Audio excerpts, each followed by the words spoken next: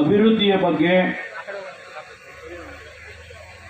ಮುಂದಿನ ಅಭಿವೃದ್ಧಿಯ ಬಗ್ಗೆ ಒಂದು ನೀಲಿ ನಕ್ಷೆಯ ರೀತಿಯಲ್ಲಿ ನಮ್ಮ ಮುಂದೆ ತಿಳಿಸಿದಂತ ಕರ್ನಾಟಕ ರಾಜ್ಯ ಕರಕುಶಲ ಅಭಿವೃದ್ಧಿ ನಿಗಮದ ಅಧ್ಯಕ್ಷರು, ನಮ್ಮೆಲ್ಲರ ಅಚ್ಚುಮೆಚ್ಚಿನ ಶಾಸಕರು ಆಗಿರ್ತಕ್ಕಂಥ ಸಹೋದರಿ ಶ್ರೀಮತಿ ಡಾಕ್ಟರ್ ರೂಪಕಲಾ ಶಶಿಧರ್ ಅವರೇ, ಅದೇ ರೀತಿ ಕರ್ನಾಟಕ ನಗರ ಮೂಲಸೌಕರ್ಯ ಅಭಿವೃದ್ಧಿ ಮತ್ತು ಹಣಕಾಸು ನಿಗಮ ಇಂಥ ಪ್ರಶ್ನೆಗಳು ಕೇಳೋದಿಲ್ಲ ಅವರಿಗೆ. ಯಾಕೆಂದ್ರೆ ಅವ್ರು ಹೇಳಿದ್ರು, ಸರ್ ಈಗ ತಾನೇ ಟೆಂಡರ್ ಕರೆದ್ಬಿಟ್ಟು ತಿಂಗಳಿಗೆ 2,000 ರೂಪಾಯಿ ಕೊಡ್ತೀವಿ, ನಮ್ಮ ಸರ್ಕಾರ ಅದಕ್ಕೆ ಉತ್ತೇಜನವನ್ನ ಕೊಡ್ತೀವಿ ಎನ್ನುವಂತ ಮಾತನ್ನು ಹೇಳೋದಕ್ಕೆ ಬಯಸ್ತೇನೆ. ಬಹುಶಃ ನಿಮ್ಗೆ ಮುಂದೊಂದು ದಿನ ಇಲ್ಲಿ ಒಂದು ಏರ್ ಸ್ಟ್ರಿಪ್ ಮಾಡಬೇಕಾಗ್ತದೆ. ಇಲ್ಲಿ ಪ್ರೈವೇಟ್ ಪ್ಲೇನ್ಗಳು ಬಂದು ಇಲ್ಲಿ ಇಳಿಬೇಕು. ಇಂಡಸ್ಟ್ರಿನವರು ಡೆಲ್ಲಿಯಿಂದ ಇಲ್ಲಿಗೆ ಬರ್ತಾರೆ, ಬೊಂಬಾಯಿಂದ ಬರ್ತಾರೆ, ಬೇರೆ ಬೇರೆ ದೇಶದಿಂದ ಬರ್ತಾರೆ. ಅವರಿಗೆ ಇಲ್ಲೊಂದು ಮಿನಿ ಏರ್ಪೋರ್ಟ್ ಮಾಡತಕ್ಕಂತ ಸಾಧ್ಯತೆ ಇದೆ ಅಂತೇಳಿ ಇವತ್ತು ನಾನು ನಿಮಗೆ ಭವಿಷ್ಯ ಹೇಳಿರ್ತೇನೆ. ಅದಕ್ಕಾಗಿ ಇವತ್ತು ಈ ಭಾಗ ಬಹಳ ಉತ್ತಮವಾಗಿ ಅಭಿವೃದ್ಧಿ ಆಗೋದಕ್ಕೆ ಸಾಧ್ಯತೆ ಇದೆ. ನಾವು ಸರ್ಕಾರದಲ್ಲಿ, ಅದು ರೂಪಮ್ಮ ಇರ್ಬೋದು, ನಾರಾಯಣ ಸ್ವಾಮಿ ಇರ್ಬೋದು, ನಾನು ಯಾವತ್ತೂ ಕೂಡ ನಿಮ್ಮ ಜೊತೆಯಲ್ಲಿ ಇರ್ತೇನೆ ಎನ್ನುವಂತ ಮಾತನ್ನು ಈ ಸಂದರ್ಭದಲ್ಲಿ ಹೇಳೋದಕ್ಕೆ ಬಯಸ್ತೇನೆ. ನಿಮ್ಮ ಅಭಿವೃದ್ಧಿಗೆ, ನಿಮ್ಮ ಜನರ ಪ್ರೀತಿ ವಿಶ್ವಾಸವನ್ನು ಗಳಿಸೋದಕ್ಕೆ ನಾವು ನಿಮ್ಮ ಜೊತೆಯಲ್ಲಿ ಸಹಕರಿಸ್ತೇವೆ. ಸರ್ಕಾರದಲ್ಲಿ ಯಾವುದೇ ಕಾರ್ಯಕ್ರಮ ಇಲ್ಲಿಗೆ ಬರುವಾಗ ಅದಕ್ಕೆ ಅನುಮತಿಯನ್ನ ಕೊಡುವಂತಹ ಜವಾಬ್ದಾರಿಯಲ್ಲಿ ನಾನು ಇರ್ತೇನೆ ಎನ್ನುವಂತ ಮಾತನ್ನು ಅಷ್ಟೇ ನಿಮಗೆ ಹೇಳೋದಕ್ಕೆ ಬಯಸ್ತೇನೆ. ಸ್ನೇಹಿತರೆ, ನಾನು ಕಳೆದ ಬಾರಿ KGF ಬಂದಾಗ ನನಗೆ ಎಲ್ಲೋ ಒಂದು ಕುತೂಹಲ. ಬ್ರಿಟಿಷ್ನವರು ಇಲ್ಲಿ ಇರ್ತಾ ಇದ್ರು. ಈ ಹಳೆಯ ಕಟ್ಟಡಗಳನ್ನೆಲ್ಲ ನೋಡಿದ್ರೆ ಆ ಇತಿಹಾಸದ ಜ್ಞಾಪಕ ಬರುತ್ತೆ, ಇಲ್ಲಿ ನಡೀತಕ್ಕಂಥ ವಿದ್ಯಮಾನಗಳ ಜ್ಞಾಪಕ ಬರುತ್ತೆ. KGF ಬರೀ ಇಷ್ಟೇ ಅಲ್ಲ, KGF ಲಂಡನ್ ನಲ್ಲಿ ಕೂಡ ಪ್ರಖ್ಯಾತಿಯನ್ನ ಪಡೆದಿದ್ದನ್ನ ಸ್ಮರಿಸ್ಕೋಬೇಕು. ಯಾಕೆಂದ್ರೆ ಈ ಬ್ರಿಟಿಷ್ನವ್ರಿಗೆ ಚಿನ್ನ ಕಂಡ್ರೆ ಬಹಳ ಇಷ್ಟ ಅಂತ. ಅದಕ್ಕೆ ಅವರು ಕೂಡ KGF ಅನ್ನ ಅಲ್ಲಿ ಕನಿಷ್ಠ ಒಂದು ಅರ್ಧ ಡಜನ್ ಜಿಮ್, ಎಲ್ಲ ಸಿಬ್ಬಂದಿ ವರ್ಗದವರೇ, ಮಾಧ್ಯಮದ ಸ್ನೇಹಿತರೆ, ಬಹಳ ಸಂತೋಷದಿಂದ ನಾನು ಈ ಕಾರ್ಯಕ್ರಮದಲ್ಲಿ ಭಾಗವಹಿಸ್ತಾ ಇದ್ದೇನೆ. ನನಗೆ ಗೊತ್ತಿಲ್ಲ ಈ ಇಬ್ರು ಏನ್ ಮಾತಾಡ್ಕೊಂಡಿದ್ದಾರೆ ಶಾಸಕರು. ಬಹಳ ಅಭಿಮಾನದ ಮಾತುಗಳನ್ನ ನನ್ನ ಬಗ್ಗೆ ಆಡಿದ್ದಾರೆ. ಅದಕ್ಕೆ ನನಗೆ ಎಷ್ಟು ಅರ್ಹತೆ ಇದೆಯೋ ಗೊತ್ತಿಲ್ಲ. ನನಗೆ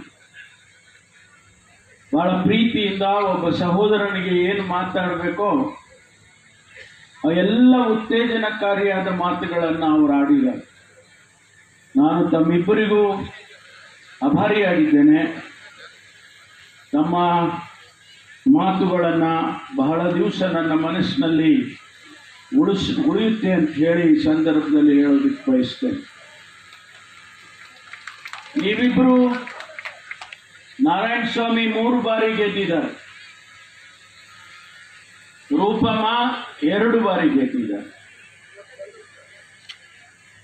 ನಿಮ್ಮ ಇಬ್ಬರ ಜವಾಬ್ದಾರಿಯನ್ನ ಈ ಭಾಗದಲ್ಲಿ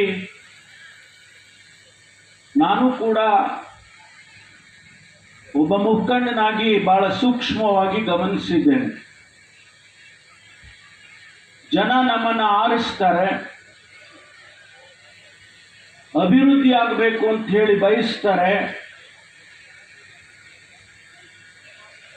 ಕ್ಷೇತ್ರದ ಜನರ ಯೋಗಕ್ಷೇಮ ನೋಡ್ಕೊಳ್ಬೇಕು ಅಂತೇಳಿ ಬಯಸ್ತಾರೆ. ಅದನ್ನ ತಾವಿಬ್ರು ಬಹಳ ಪ್ರಾಮಾಣಿಕವಾಗಿ ಮಾಡ್ತಾ ಇದ್ದೀರಿ ಅಂತೇಳಿ ಈ ಸಂದರ್ಭದಲ್ಲಿ ತಮ್ಮ ಇಬ್ಬರಿಗೂ ಕೂಡ ಅಭಿನಂದನೆಯನ್ನ ಸಲ್ಲಿಸ್ತೇನೆ. ವಿಶೇಷವಾಗಿ ಹೇಳಬೇಕಾಗ್ತದೆ, ಒಬ್ಬ ಹೆಣ್ಣು ಮಗಳು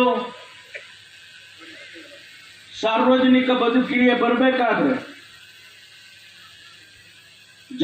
ಜನರ ಮಧ್ಯದಲ್ಲಿ ಕೆಲಸ ಮಾಡಬೇಕಾದ್ರೆ ಅವರಿಗೆ ಸಹಕಾರದ ಅಗತ್ಯ ಇರ್ತದೆ. ಆ ಸಹಕಾರ ಇಲ್ಲದೆ ಹೋದ್ರೆ ಅಭಿವೃದ್ಧಿಯನ್ನ ಮಾಡೋದಕ್ಕೆ ಆಗೋದಿಲ್ಲ. ಜನರ ಪ್ರೀತಿ ವಿಶ್ವಾಸವನ್ನ ಗಳಿಸೋದಕ್ಕೆ ಆಗೋದೇ ಇಲ್ಲ. ಅಂತಹದ್ರಲ್ಲಿಯೂ ಕೂಡ ನಿಮ್ಮ ಅಚ್ಚುಮೆಚ್ಚಿನ ಸಹೋದರಿ ರೂಪಮ್ಮ ಕೆಲಸ ಮಾಡಿದ್ದಾಳೆ ಅಂತ ಹೇಳಿ ನಾನು ಇವತ್ತು ಬಹಳ ಸಂತೋಷದಿಂದ ಹೇಳೋದಕ್ಕೆ ಬಯಸ್ತೇನೆ. ಸ್ನೇಹಿತರೆ, ಇದು ಚಿನ್ನದ ನಾಡು. ನಾನು ಹೇಳ್ತಾ ಇದ್ದೆ ಕಾರಲ್ಲಿ ಬರುವಾಗ, ನಾನು ವಿದ್ಯಾರ್ಥಿ ಆಗಿದ್ದಂತ ಸಂದರ್ಭದಲ್ಲಿ ಇಲ್ಲಿ ನಮ್ಮನ್ನ ಪ್ರವಾಸಕ್ಕೆ ಕರ್ಕೊಂಡು ಬಂದಿದ್ರು.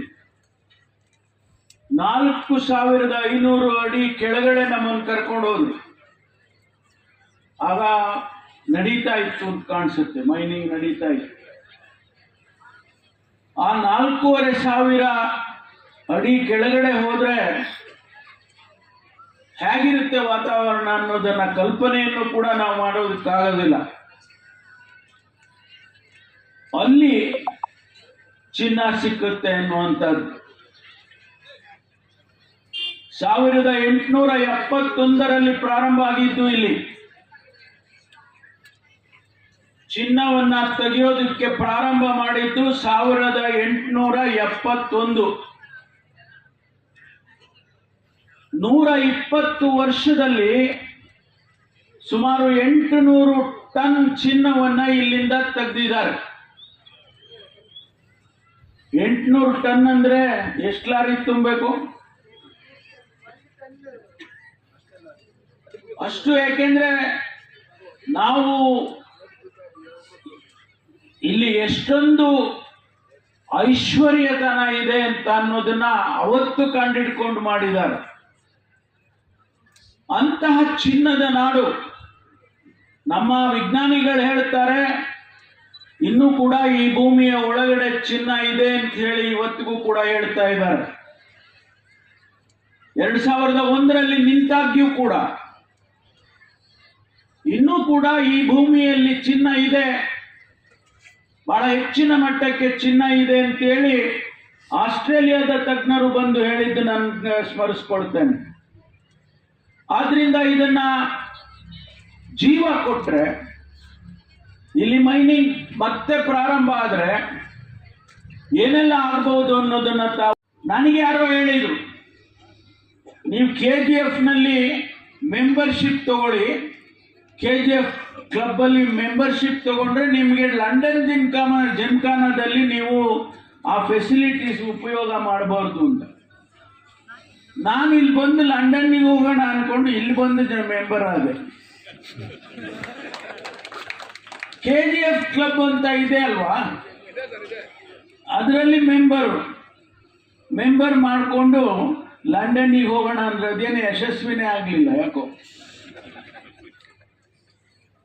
ಅಂತ ಒಳ್ಳೆಯ ನಿಮಗಿರ್ತಕ್ಕಂಥ ಅವಕಾಶಗಳು ಇವತ್ತು ಆ ಸಂದರ್ಭದಲ್ಲಿ ಬಂದಾಗ 100 ಇಯರ್ಸ್ ಮೇಲೆ ಇರ್ತಕ್ಕಂಥ ಒಂದು ಪೊಲೀಸ್ ಸ್ಟೇಷನ್ ನೋಡಬೇಕು ಅಂತೇಳಿ ನಾನು ಅಂದ್ಕೊಂಡೆ.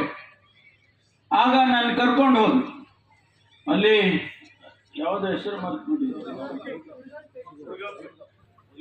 ಮುರುಗಂಪೇಟ್ಗೆ ಹೋಗಿ ಅಲ್ಲಿ ಹಳೇ ಪೊಲೀಸ್ ಸ್ಟೇಷನ್ ಅನ್ನು ನೋಡಿದೆ. ಅಲ್ಲಿ ಹೋಗಿ ನೋಡಿದ ಮೇಲೆ ನನಗೆ ಅಷ್ಟರಲ್ಲಿ ಆಗ್ಲೇ ನನಗೆ ಕೇಂದ್ರ ಸರ್ಕಾರದಿಂದ ನಮಗೆ ಅನುಮತಿ ಬಂದಿತ್ತು, 2 ರಿಸರ್ವ್ ಬೆಟಾಲಿಯನ್ ಕೊಡ್ತೇವೆ ಅಂತ.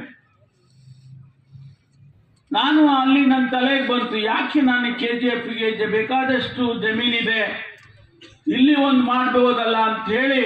ನಮಗೆ ಬೆಂಗಳೂರಿಗೂ ಹತ್ರ ಇರ್ತದೆ, ಅದಕ್ಕೋಸ್ಕರ ಬೆಂಗಳೂರಿಗೂ ಉಪಯೋಗಿಸ್ಬೋದು ಮತ್ತು ಈ ಭಾಗಕ್ಕೂ ಕೂಡ ಉಪಯೋಗ ಆಗುತ್ತೆ ಅಂತ ಹೇಳಿ ರೂಪಮ್ಮ ಅವ್ರನ್ನ ಕೇಳಿದೆ, ಒಂದು 100 ಎಕರ್ಸ್ ಜಮೀನು ಕೊಡ್ತೀಯಮ್ಮ ಅಂತ.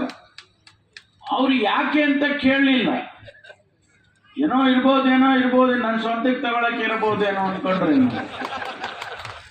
ನಮ್ಮೂರಲ್ಲಿರೋ ಜಮೀನೇ ಸಾಕಮ್ಮ ನನಗೆ. ಆಗ ಅವ್ರು ಹೇಳಿದ್ರು ಇಲ್ಲ ನಾ ಕೊಡಿಸ್ತೀನಿ ಅಂತೇಳಿ ಅವರು ನನಗೆ ಒಂದು ಗ್ರೀನ್ ಸಿಗ್ನಲ್ ತರ ಕೊಟ್ರು. ನಾರಾಯಣ ಸ್ವಾಮಿನ ಕೇಳಿದೆ, ನಾರಾಯಣ ಇದು ಬಾರ್ಡರ್ ಅಲ್ಲ, ಅದಕ್ಕೆ ಈ ಬಾರ್ಡರ್ ಇರ್ಲಿ ಹೇಳಿ ಈ 100 ಎಕರೆ ಜಮೀನನ್ನ ಗುರುತಿಸಿ 1 ಬಡ್ಡಿಯನ್ನ ಮುಂದಿದ್ದೇನೆ. ಸುಮಾರು 530 ಕೋಟಿ ರೂಪಾಯಿ ಇಲ್ಲಿಗೆ ಹಾಕ್ತೀವಿ. ಒಂದಲ್ಲ ಲಾಟ್ರಿ ಹೊಡೆದಂಗಿದ್ವಿ ಇವರಿಬ್ಬರಿಗೂ. ಅಂದ್ರೆ ಅವ್ರಿಗೇನ್ ಸಿಗೋದಿಲ್ಲ ಬಿಡಿ. 530 ಕೋಟಿ ರೂಪಾಯಿ ಇಲ್ಲಿ ಖರ್ಚು ಮಾಡ್ತೇವೆ. ಈಗ 30 ಕೋಟಿ ರೂಪಾಯಿ ಅಡಿಗ ಇದ್ದೇವೆ. MD ಅವ್ರಿಗೆ ಕೇಳಿದೆ ಎಷ್ಟು ದಿವಸದಲ್ಲಿ ಕೆಲಸ ಸ್ಟಾರ್ಟ್ ಮಾಡ್ತೀರಿ ಅಂತ. ಯಾಕೆಂದ್ರೆ ನನಗೆ ಸ್ವಲ್ಪ ಈ ಕಟ್ಟಡ ಕಟ್ಟೋದ್ರ ಬಗ್ಗೆ ಅನುಭವ ಇದೆ. ಕಾಂಟ್ರಾಕ್ಟರ್ ಅಲ್ಲ ನಾನು, ಆದ್ರೆ ಅನುಭವ ಯಾಕಿದೆ ಅಂದ್ರೆ ನಮ್ಮ ಕಾಲೇಜಿನಲ್ಲಿ ಅಲ್ಲೇ ಟ್ರಾನ್ಸ್ಫರ್ಗೆ ಹೆಂಗಪ್ಪ ನಾನು ಎಲ್ಲಿ ಹೋಗ್ಬೇಕು, ನನ್ನನ್ನು ಟ್ರಾನ್ಸ್ಫರ್ ಮಾಡ್ತಾರೆ ಅನ್ನುವಂತ ಪರಿಸ್ಥಿತಿಯಲ್ಲಿ ಅವರು ಇರ್ತಾ ಇದ್ರು. ಕಾನೂನಾತ್ಮಕವಾಗಿ ಇವತ್ತು 2 ವರ್ಷ ಅವರನ್ನ ಮುಟ್ಟಬಾರದು ಅಂತ ಹೇಳಿ ಮಾಡಿದ್ದೇನೆ. 2 ವರ್ಷ ಆ ಪೊಲೀಸ್ ಸ್ಟೇಷನ್ ಅಲ್ಲಿ ಇರ್ಬೇಕು. ಆದ್ರೆ 2 ವರ್ಷ ಇರ್ತೀನಿ ಅಂತೇಳಿ ಏನ್ ಬೇಕಾದ್ರೂ ಮಾಡೋದಕ್ಕೆ ಅವಕಾಶ ಇಲ್ಲ. ಪ್ರಾಮಾಣಿಕವಾಗಿ ನೀವು ಜನರ ಕೆಲಸ ಮಾಡಬೇಕು ಅಂತೇಳಿ ನಿಮಗೆ 2 ವರ್ಷ ಮಾಡಿಕೊಟ್ಟಿದ್ದೇವೆ. ಅನೇಕ ಬದಲಾವಣೆಗಳನ್ನು ತಂದಿದೆ ಪೊಲೀಸ್ ಇಲಾಖೆನಲ್ಲಿ. ಇವತ್ತು ನಮ್ಮ ಪೊಲೀಸ್ ಇಲಾಖೆ ಸಮರ್ಥವಾಗಿ ಕೆಲಸ ಮಾಡ್ತಾ ಇದೆ. ನಿನ್ನೆ ನಾವು ಪೊಲೀಸ್ ಕಾನ್ಫರೆನ್ಸ್ ಮಾಡಿದ್ವು ಬೆಂಗಳೂರಲ್ಲಿ. ಎಲ್ಲ ಹಿರಿಯ ಪೊಲೀಸ್ ಅಧಿಕಾರಿಗಳನ್ನ ಕರೆಸಿ ನಾವು ಮೀಟಿಂಗ್ ಮಾಡಿದ್ವು. ಅಲ್ಲಿ ಇಡೀ ದೇಶದಲ್ಲಿ ನ್ಯಾಯವನ್ನ ಒದಗಿಸುವಂತ ದೃಷ್ಟಿಯಲ್ಲಿ ಕರ್ನಾಟಕ ನಂಬರ್ 1 ಇಡೀ ದೇಶದಲ್ಲಿ. ಅದು ಸುಮ್ಮನೆ ಬಂದ್ಬಿಡುತ್ತಾ? ಅವ್ರು ಕೆಲಸ ಮಾಡಿದ್ರಲ್ಲ ಬರೋದು. ಇವತ್ತು ನಾನು ಒಂದು ಕಾರ್ಯಕ್ರಮ ಕೊಟ್ಟಿದ್ದೇನೆ, ಮನೆ ಮನೆಗೆ ಪೊಲೀಸ್. ಯಾಕೆ ಕೊಟ್ಟೆ ಅಂದ್ರೆ ನಾನು ಮನೆ ಮನೆಗೆ ಕಾಂಗ್ರೆಸ್ ಮಾಡಿದವನು. ನಾನು ಮನೆ ಮನೆಗೆ ಕಾಂಗ್ರೆಸ್ ಅಂತ ಮಾಡಿದ್ದೆ ನಾನು ಅಧ್ಯಕ್ಷ ಇದ್ದಾಗ. 2013ರಲ್ಲಿ ಅಧಿಕಾರಕ್ಕೆ ಬರೋದಕ್ಕೆ ಅದು ಒಂದು ಕಾರಣ. ನಮ್ಮ ಕಾರ್ಯಕರ್ತರು ಮನೆ ಮನೆಗೂ ಹೋಗಿದ್ರು. ಅದು ನನ್ನ ತಲೆನಲ್ಲಿತ್ತು. ನಮ್ಮ ಪೊಲೀಸ್ನವರಿಗೆ ಯಾಕಿದನ್ನು ತರಬಾರದು ಅಂತ ಹೇಳಿ ಮನೆ ಮನೆಗೆ ಪೊಲೀಸ್. ಇವತ್ತು ಇಡೀ ರಾಜ್ಯದಲ್ಲಿ ಪ್ರತಿಯೊಂದು ಮನೆಗೂ ಕೂಡ ನಮ್ಮ ಪೊಲೀಸ್ನವರು ಭೇಟಿ ಕೊಟ್ಟಿದ್ದಾರೆ. ಇಡೀ ರಾಜ್ಯದಲ್ಲಿ ನಿಮ್ಮಲ್ಲಿ ಬಂದಿಲ್ಲ ಅಂತ ಹೇಳಿದ್ರೆ ನೀವು ಪೊಲೀಸ್ನವ್ರನ್ನ ಕೇಳ್ಬೋದು, ನೀವು ಯಾಕೆ ನಮ್ಮ ಮನೆಗೆ ಬಂದಿಲ್ಲ ಅಂತ. ನಿಮಗೂ ಅವರಿಗೂ ಒಂದು ಸಂಬಂಧ ಬೆಳಿಬೇಕು, ಒಂದು ಪ್ರೀತಿ ವಿಶ್ವಾಸ ಬೆಳಿಬೇಕು. ನಿಮ್ಮ ಆ ಬೀದಿಯಲ್ಲಿ ಯಾರಿದ್ದಾರೆ ಅಂತೇಳಿ ನಮ್ಮ ಪೊಲೀಸ್ನವರಿಗೆ ಗೊತ್ತಿದ್ರೆ ಯಾರು ಅಪರಾಧ ಮಾಡೋರಿದ್ರು ಗೊತ್ತಾಗುತ್ತೆ, ಯಾರು ಒಳ್ಳೆಯವರಿದ್ರು ಗೊತ್ತಾಗುತ್ತೆ, ಎಲ್ಲವೂ ಕೂಡ ತಿಳಿಯುತ್ತೆ ಅಂತ ಹೇಳಿ ಆ ಮನೆ ಮನೆಗೆ ಪೊಲೀಸ್ ಅನ್ನುವಂಥದ್ದನ್ನ ಮಾಡಿದ್ದೇನೆ. ಅದೇ ರೀತಿ ಇನ್ನೂ ಅನೇಕ ಕೆಲಸಗಳನ್ನು ಮಾಡಿ ಇವತ್ತು ಪೊಲೀಸ್ ಇಲಾಖೆ ಒಂದು ಸುಭದ್ರವಾಗಿರ್ತಕ್ಕಂಥ ಇಲಾಖೆ. ನಾನು ಅವರಿಗೆ ಭರವಸೆ ಕೊಟ್ಟಿದ್ದೇನೆ. ಮುಖ್ಯಮಂತ್ರಿಗಳಿಗೆ ಮಾತನಾಡಿ ಏನು ಇನ್ನೂ ಕೂಡ ಖಾಲಿ ಇರ್ತಕ್ಕಂಥ ಹುದ್ದೆ 15,000 ಹುದ್ದೆಗಳು ಖಾಲಿ ಇದ್ದಾವೆ. ನಾನು ಈ ಬಾರಿ ಕನಿಷ್ಠ 10,000 ಆದ್ರೂ ನಾನು ಈಗ ತುಂಬುತ್ತೇನೆ, ಬಿಡೋದಿಲ್ಲ. ಈ ಬಜೆಟ್ನಲ್ಲಿ ಮಾನ್ಯ ಮುಖ್ಯಮಂತ್ರಿಗಳಿಗಾಗಲೇ ಹೇಳಿದ್ದೇನೆ, ನಾನು 10,000 ಆದ್ರೂ ನಾನು ತುಂಬುತ್ತೇನೆ.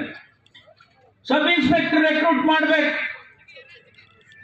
ನಾನು ಯಾರನ್ನು ಟೀಕೆ ಮಾಡಕ್ ಹೋಗೋದಿಲ್ಲ. ಹಿಂದಿನ ಸರ್ಕಾರದಲ್ಲಿ ಪೊಲೀಸ್ ಸ್ಕ್ಯಾಮ್ ಆಯ್ತು, PSI ಸ್ಕ್ಯಾಮ್ ಆಯ್ತು. 545 ಜನ ಸಬ್ ಇನ್ಸ್ಪೆಕ್ಟರ್ ಆಗೋದು ನಿಂತೋಯ್ತು, ಕೋರ್ಟಿಗೆ ಹೋಯ್ತು. ಕಳೆದ 5 ವರ್ಷ ಒಬ್ಬ ಸಬ್ ಇನ್ಸ್ಪೆಕ್ಟರ್ನ ನಾವು ರೆಕ್ರೂಟ್ ಮಾಡೋದಕ್ಕೆ ಸರ್ಕಾರದಲ್ಲಿ ಆಗ್ಲಿಲ್ಲ. ಆದ್ರೆ ಈ ವರ್ಷ ಅದನ್ನೆಲ್ಲ ಬಗೆಹರಿಸಿ 900 ಜನ ಸಬ್ ಇನ್ಸ್ಪೆಕ್ಟರ್ನ ನೇಮಕ ಮಾಡಿದ್ದೇನೆ. ಇವತ್ತು ಅವರೆಲ್ಲ ಟ್ರೈನಿಂಗ್ ಅಲ್ಲಿ ಇದ್ದಾರೆ. ಬಹುಶಃ ಇನ್ನೊಂದು 2-3 ತಿಂಗಳಲ್ಲಿ ಅವರು ಫೀಲ್ಡಿಗೆ ಬರ್ತಾರೆ. ಅವಶ್ಯಕತೆ ಯಾಕಿದೆ? ಪೊಲೀಸಿನ ಅವಶ್ಯಕತೆ ಯಾಕಿದೆ? ಇವತ್ತು ಆಧುನಿಕತೆ ಅನೇಕ ಸವಾಲುಗಳನ್ನ ನಮ್ಮ ಮುಂದೆ ಎಸೆಯುತ್ತಾರೆ. ಒಂದು ಕಡೆ ಟೆಕ್ನಾಲಜಿ ಆಗಿದೆ, ಈಗ ತಾನೇ ಆರ್ಟಿಫಿಷಿಯಲ್ ಇಂಟೆಲಿಜೆನ್ಸ್ ಅಂತ ಹೇಳಿ ಇವತ್ತು ಅದು ಕೂಡ ಹೊಸದಾಗಿ ಆವಿಷ್ಕಾರ ಬರ್ತಾ ಇದೆ. ಅದಕ್ಕೆ ನಮ್ಮವ್ರು ತಯಾರಾಗಬೇಕು. ಅವರಿಗೆಲ್ಲ 1,10,000 ಜನ ಪೊಲೀಸ್ನವರು ಸೈಬರ್ ಟ್ರೈನಿಂಗ್ ಅನ್ನ ಮಾಡಿಸ್ತೇನೆ, ಈಗಾಗಲೇ ಅದನ್ನ ಪ್ರಾರಂಭ ಮಾಡಿದೆ. ಯಾವ ಭಾಷೆ ಇರ್ಬೋದು, ಇಂಗ್ಲಿಷ್ ಇರ್ಬೋದು, ಕನ್ನಡ ಇರ್ಬೋದು, ಆದರೆ ಪ್ರತಿಯೊಬ್ಬ ಕಾನ್ಸ್ಟೇಬಲ್ಗೂ ಕೂಡ ಸೈಬರ್ ಟ್ರೈನಿಂಗ್ ಅನ್ನ ಕೊಡ್ತಕ್ಕಂಥ ಕೆಲಸ ನಮ್ಮ ಸರ್ಕಾರದಲ್ಲಿ ನಾವು ಮಾಡ್ತೇವೆ. ಆದ್ರಿಂದ ಸ್ನೇಹಿತರೆ, ಪೊಲೀಸ್ ಅನ್ನತಕ್ಕಂಥದ್ದು ಜನಸ್ನೇಹಿಯಾಗಿರ್ಬೇಕು. ಜನಗಳಿಗೆ ಪೊಲೀಸ್ ಅನ್ನುವಂತ ಒಂದು ಅಭಿಮಾನ ಬರಬೇಕು. ಕಾನೂನು ಮುರಿಯೋನಿಗೆ ಅದು ಬೇರೆ ವಿಚಾರ. ಮರ್ಡರ್ ಮಾಡಿದವನಿಗೆ ಸ್ನೇಹತ್ವ ಮಾಡಕ್ಕಾಗುತ್ತಾ? ಮರ್ಡರ್ ಮಾಡಿದವನಿಗೆ ಸ್ನೇಹಿತ ಅಂತ ಹೇಳಕ್ಕಾಗುತ್ತಾ? ಅದು ಕಾನೂನು ನೋಡ್ಕೊಳ್ಳುತ್ತೆ.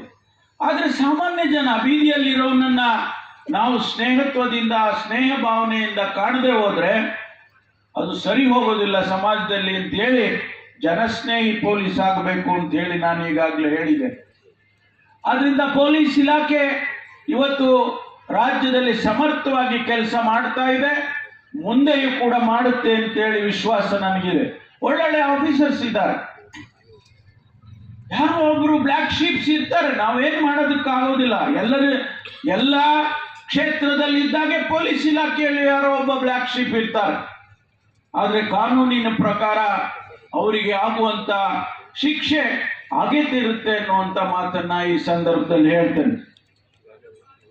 ಸ್ನೇಹಿತರೆ, 2023ರಲ್ಲಿ ನಾವು ಚುನಾವಣೆಗೆ ನಿಮ್ಮ ಹತ್ರ ಬಂದ್ವಿ.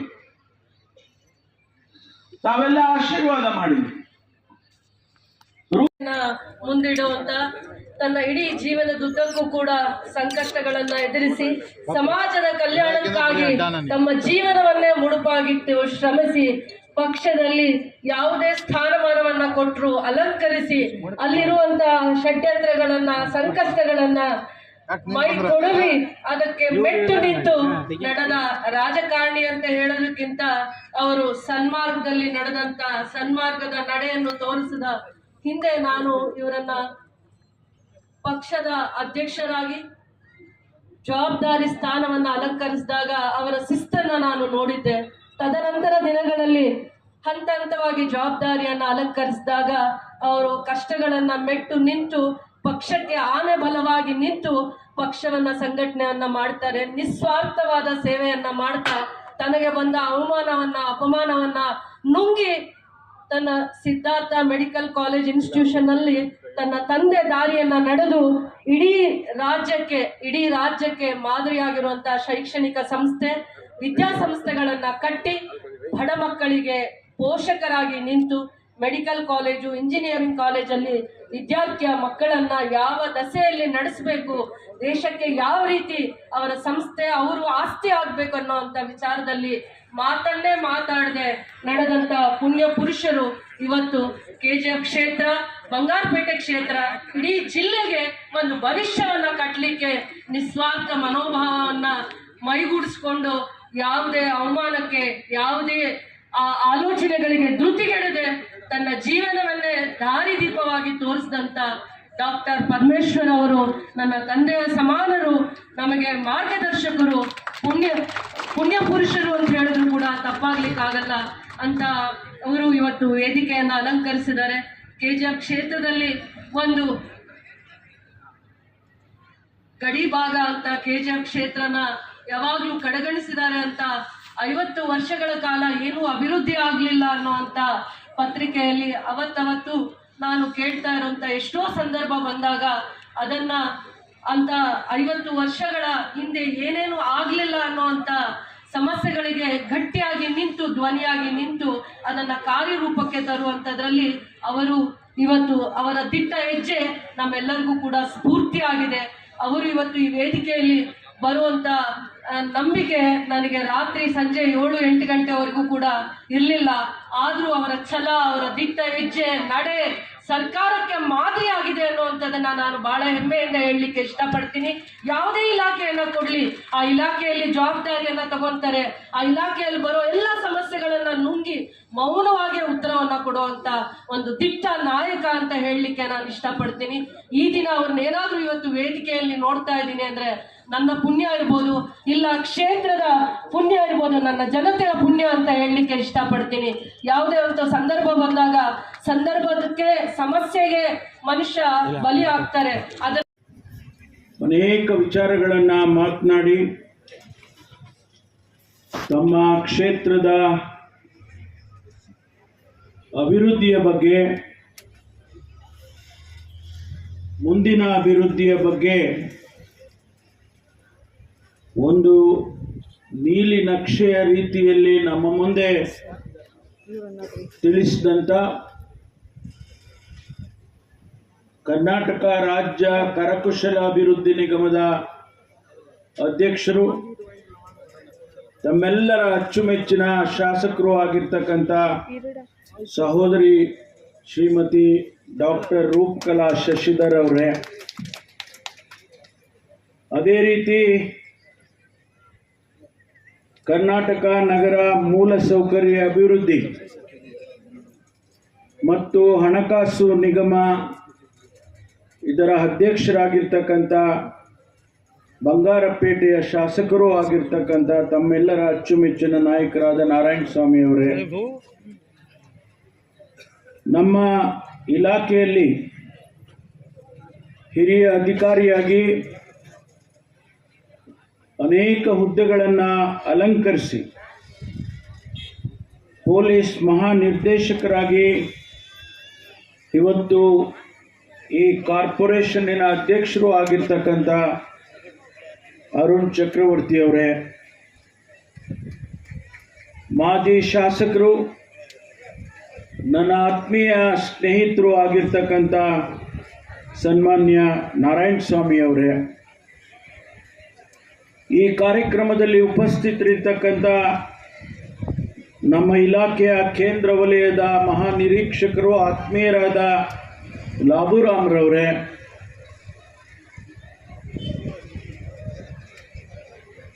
ಬಂಗಾರಪೇಟೆ ಡೆವಲಪ್ಮೆಂಟ್ ಅಥಾರಿಟಿ ಅಧ್ಯಕ್ಷರಾದ ಮುನಿರಾಜುರವರೇ, ಮಾನ್ಯ ಮುನ್ಸಿಪಲ್ ಕಾರ್ಪೊರೇಷನ್ನಿನ ಅಧ್ಯಕ್ಷರಾದ ಗೋವಿಂದ್ರವರೇ, ಈ ಕಾರ್ಯಕ್ರಮದಲ್ಲಿ ಉಪಸ್ಥಿತರಿರ್ತಕ್ಕಂಥ ಮಾನ್ಯ ಸಂದೀಪ್ ಪಾಟೀಲ್ರವರೇ, ಅದೇ ರೀತಿ ಕೋಲಾರದ ಮಾನ್ಯ ಪೊಲೀಸ್ ವರಿಷ್ಠಾಧಿಕಾರಿಗಳಾದ ಶ್ರೀಮತಿ ಕನಿಕಾ ಸಿಕ್ರಿವಾಲ್ರವರೇ, ಈ ಭಾಗದ KGFನ ವರಿಷ್ಠಾಧಿಕಾರಿಗಳಾಗಿರ್ತಕ್ಕಂಥ ಶಿವಾಂಶು ರಾಜ್ಪೂತ್ ಅವರೇ, ಇಲ್ಲಿ ಉಪಸ್ಥಿತರಿರ್ತಕ್ಕಂಥ ಎಲ್ಲ ಮುಖಂಡರುಗಳೇ, ಬಹಳಷ್ಟು ಜನ ನನಗೆ ಮುಖಪರಿಚಯ ಕೂಡ ಇದೆ, ಮತ್ತು ಇಲ್ಲಿ ಆಗಮಿಸಿರ್ತಕ್ಕಂಥ ಎಲ್ಲ ತಾಯಂದಿರೇ, ನಮ್ಮ ಇಲಾಖೆಯ ಎಲ್ಲ ಸಿಬ್ಬಂದಿ ವರ್ಗದವರೇ, ಮಾಧ್ಯಮದ ಸ್ನೇಹಿತರೆ, ಬಹಳ ಸಂತೋಷದಿಂದ ನಾನು ಈ ಕಾರ್ಯಕ್ರಮದಲ್ಲಿ ಭಾಗವಹಿಸ್ತಾ ಇದ್ದೇನೆ. ನನಗೆ ಗೊತ್ತಿಲ್ಲ ಈ ಇಬ್ರು ಏನು ಮಾತಾಡ್ಕೊಂಡಿದ್ದಾರೆ ಶಾಸಕರು ಅಂತ. ಬಹಳ ಅಭಿಮಾನದ ಮಾತುಗಳನ್ನು ನನ್ನ ಬಗ್ಗೆ ಆಡಿದ್ದಾರೆ. ಅದಕ್ಕೆ ನನಗೆ ಎಷ್ಟು ಅರ್ಹತೆ ಇದೆಯೋ ಗೊತ್ತಿಲ್ಲ. ನನಗೆ ಬಹಳ ಪ್ರೀತಿಯಿಂದ ಒಬ್ಬ ಸಹೋದರನಿಗೆ ಏನು ಮಾತಾಡಬೇಕೋ ಆ ಎಲ್ಲ ಉತ್ತೇಜನಕಾರಿಯಾದ ಮಾತುಗಳನ್ನು ಅವರು ಆಡಿದ್ದಾರೆ. ನಾನು ತಮ್ಮಿಬ್ಬರಿಗೂ ಆಭಾರಿಯಾಗಿದ್ದೇನೆ. ತಮ್ಮ ಮಾತುಗಳನ್ನು ಬಹಳ ದಿವಸ ನನ್ನ ಮನಸ್ಸಿನಲ್ಲಿ ಉಳಿಯುತ್ತೆ ಅಂತ ಹೇಳಿ ಈ ಸಂದರ್ಭದಲ್ಲಿ ಹೇಳೋದಕ್ಕೆ ಬಯಸ್ತೇನೆ. ನೀವಿಬ್ಬರು ನಾರಾಯಣಸ್ವಾಮಿ 3 ಬಾರಿ ಗೆದ್ದಿದ್ದಾರೆ, ರೂಪಮ್ಮ 2 ಬಾರಿ ಗೆದ್ದಿದ್ದಾರೆ. ನಿಮ್ಮ ಇಬ್ಬರ ಜವಾಬ್ದಾರಿಯನ್ನ ಈ ಭಾಗದಲ್ಲಿ ನಾನು ಕೂಡ ಒಬ್ಬ ಮುಖಂಡನಾಗಿ ಬಹಳ ಸೂಕ್ಷ್ಮವಾಗಿ ಗಮನಿಸಿದ್ದೇನೆ. ಜನ ನಮ್ಮನ್ನು ಆರಿಸ್ತಾರೆ, ಅಭಿವೃದ್ಧಿ ಆಗಬೇಕು ಅಂತ ಹೇಳಿ ಬಯಸ್ತಾರೆ, ಕ್ಷೇತ್ರದ ಜನರ ಯೋಗಕ್ಷೇಮ ನೋಡ್ಕೊಳ್ಬೇಕು ಅಂತೇಳಿ ಬಯಸ್ತಾರೆ. ಅದನ್ನ ತಾವಿಬ್ರು ಬಹಳ ಪ್ರಾಮಾಣಿಕವಾಗಿ ಮಾಡ್ತಾ ಇದ್ದೀರಿ ಅಂತೇಳಿ ಈ ಸಂದರ್ಭದಲ್ಲಿ ತಮ್ಮ ಇಬ್ಬರಿಗೂ ಕೂಡ ಅಭಿನಂದನೆಯನ್ನು ಸಲ್ಲಿಸ್ತೇನೆ. ವಿಶೇಷವಾಗಿ ಹೇಳಬೇಕಾಗ್ತದೆ, ಒಬ್ಬ ಹೆಣ್ಣು ಮಗಳು ಸಾರ್ವಜನಿಕ ಬದುಕಿಗೆ ಬರಬೇಕಾದ್ರೆ ಜನರ ಮಧ್ಯದಲ್ಲಿ ಕೆಲಸ ಮಾಡಬೇಕಾದ್ರೆ ಅವರಿಗೆ ಸಹಕಾರದ ಅಗತ್ಯ ಇರ್ತದೆ. ಆ ಸಹಕಾರ ಇಲ್ಲದೆ ಹೋದ್ರೆ ಅಭಿವೃದ್ಧಿಯನ್ನು ಮಾಡೋದಕ್ಕೆ ಆಗೋದಿಲ್ಲ, ಜನರ ಪ್ರೀತಿ ವಿಶ್ವಾಸವನ್ನು ಗಳಿಸೋದಕ್ಕೆ ಆಗೋದೇ ಇಲ್ಲ. ಅಂಥದ್ರಲ್ಲಿಯೂ ಕೂಡ ನಿಮ್ಮ ಅಚ್ಚುಮೆಚ್ಚಿನ ಸಹೋದರಿ ರೂಪಮ್ಮ ಕೆಲಸ ಮಾಡಿದ್ದಾಳೆ ಅಂತ ಹೇಳಿ ನಾನು ಇವತ್ತು ಬಹಳ ಸಂತೋಷದಿಂದ ಹೇಳೋದಕ್ಕೆ ಬಯಸ್ತೇನೆ. ಸ್ನೇಹಿತರೆ, ಇದು ಚಿನ್ನದ ನಾಡು. ನಾನು ಹೇಳ್ತಾ ಇದ್ದೆ ಕಾರಲ್ಲಿ ಬರುವಾಗ, ನಾನು ವಿದ್ಯಾರ್ಥಿ ಆಗಿದ್ದಂಥ ಸಂದರ್ಭದಲ್ಲಿ ಇಲ್ಲಿ ನಮ್ಮನ್ನ ಪ್ರವಾಸಕ್ಕೆ ಕರ್ಕೊಂಡು ಬಂದಿದ್ರು. 4500 ಅಡಿ ಕೆಳಗಡೆ ನಮ್ಮನ್ನು ಕರ್ಕೊಂಡು ಹೋದ್ರು. ಆಗ ನಡೀತಾ ಇತ್ತು ಅಂತ ಕಾಣಿಸುತ್ತೆ, ಮೈನಿಂಗ್ ನಡೀತಾ ಇತ್ತು. ಆ 4500 ಅಡಿ ಕೆಳಗಡೆ ಹೋದ್ರೆ ಹೇಗಿರುತ್ತೆ ವಾತಾವರಣ ಅನ್ನೋದನ್ನ ಕಲ್ಪನೆಯನ್ನು ಕೂಡ ನಾವು ಮಾಡೋದಕ್ಕಾಗೋದಿಲ್ಲ. ಅಲ್ಲಿ ಚಿನ್ನ ಸಿಕ್ಕುತ್ತೆ ಅನ್ನುವಂಥದ್ದು 1871ರಲ್ಲಿ ಪ್ರಾರಂಭ ಆಗಿದ್ದು. ಇಲ್ಲಿ ಚಿನ್ನವನ್ನ ತೆಗೆಯೋದಕ್ಕೆ ಪ್ರಾರಂಭ ಮಾಡಿದ್ದು 1871. 120 ವರ್ಷದಲ್ಲಿ ಸುಮಾರು 800 ಟನ್ ಚಿನ್ನವನ್ನ ಇಲ್ಲಿಂದ ತೆಗೆದಿದ್ದಾರೆ. 800 ಟನ್ ಅಂದ್ರೆ ಎಷ್ಟು ಲಾರಿ ತುಂಬಬೇಕು? ಅಷ್ಟು. ಯಾಕೆಂದ್ರೆ ನಾವು ಇಲ್ಲಿ ಎಷ್ಟೊಂದು ಐಶ್ವರ್ಯತನ ಇದೆ ಅಂತ ಅನ್ನೋದನ್ನ ಅವತ್ತು ಕಂಡಿಡ್ಕೊಂಡು ಮಾಡಿದ್ದಾರೆ. ಅಂತಹ ಚಿನ್ನದ ನಾಡು.